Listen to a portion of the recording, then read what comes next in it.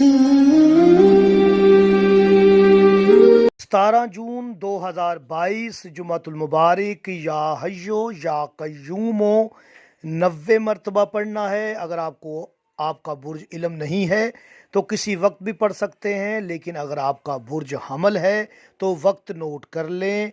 वजीफ़े का वक्त 9:45 सुबह। बुर्ज सौर है तो 5:30 सुबह। बुर्ज जोइज़ा है तो 6:30 सुबह। बुर्ज सरतान है तो 8 बजे सुबह। बुर्ज असद है तो दोपहर 1:05। बुर्ज सुमला है तो दोपहर 3 बजे। बुर्ज मेज़ान दोपहर 1:30 और बुर्ज अकरब है तो शाम 5:35।